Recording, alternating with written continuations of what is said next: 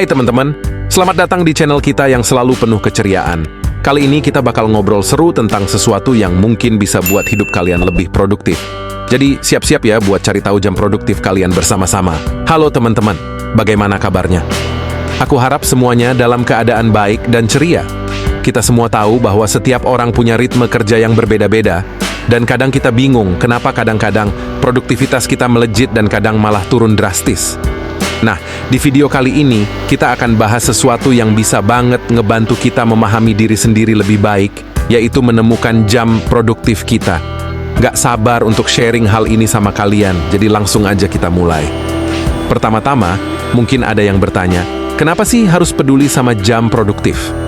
Well, teman-teman, ini penting banget karena setiap orang punya jam-jam tertentu di hari ketika otak dan energi kita sedang berada di puncaknya. Jadi, kalau kita bisa mengenali dan memanfaatkan momen-momen ini, kita bisa jadi lebih efektif dan produktif dalam menyelesaikan tugas-tugas kita. Ketahui jam produktif kita juga bisa membantu kita menghindari stres yang disebabkan oleh tumpukan pekerjaan yang menumpuk. Jadi, ini bukan hanya soal produktivitas, tapi juga kesehatan mental kita. Yuk, kita coba cari tahu jam produktif kita bersama-sama. Sebelum masuk ke cara menemukan jam produktif, kita juga perlu ngebahas tentang pola tidur. Kenapa? Karena pola tidur kita sangat berpengaruh pada tingkat energi dan fokus kita sepanjang hari. Ada yang merasa lebih segar di pagi hari, tapi ada juga yang malah bersemangat di malam hari. Nah, penting nih buat tahu pola tidur kita, karena ini akan menjadi dasar dari produktivitas kita. Jadi coba deh catat, seberapa banyak jam tidur yang membuat kita merasa paling fit dan segar di pagi hari atau sepanjang hari.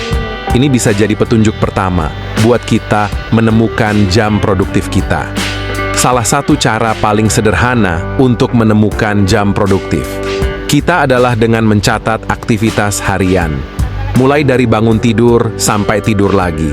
Catat setiap aktivitas yang kita lakukan dan perhatikan kapan kita merasa paling produktif dan fokus. Mungkin saat pagi hari setelah sarapan atau justru di sore hari setelah jeda makan siang. Dengan mencatat ini, kita bisa melihat pola-pola yang muncul dan menemukan kapan otak kita bekerja dengan performa terbaik. Selain mencatat aktivitas, kita juga bisa mengidentifikasi tanda-tanda kecerdasan pikiran kita. Misalnya, kapan kita paling kreatif, kapan ide-ide segar muncul, atau kapan kita paling mudah menyelesaikan tugas-tugas yang membutuhkan fokus ekstra. Penting nih buat dilihat apa yang seringkali terjadi di otak kita pada jam-jam tertentu. Ini bisa jadi indikasi kuat jam produktif kita berada di situ. Setelah kita mengenali jam produktif kita, langkah selanjutnya adalah menyesuaikan jadwal harian kita. Misalnya kita bisa alokasikan tugas-tugas yang membutuhkan kreativitas lebih di saat kita tahu kita sedang paling kreatif.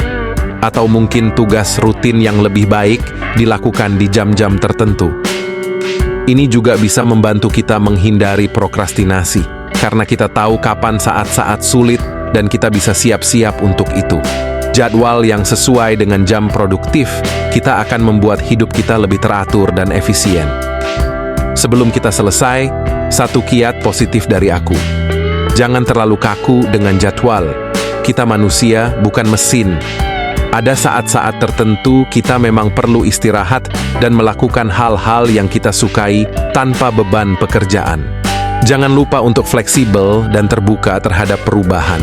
Hidup itu dinamis, jadi biarkan diri kita menyesuaikan dengan keadaan. Dengan menemukan jam produktif kita bisa mengoptimalkan waktu dan energi kita, bukan untuk membuat hidup kita terasa terkekang. Nah, gimana teman-teman? Udah punya gambaran tentang jam produktif kalian belum? Kalau udah, jangan lupa share pengalaman kalian di kolom komentar ya. Aku tunggu cerita seru kalian. Sampai jumpa di video berikutnya, dan tetap semangat mencari jam produktif kalian.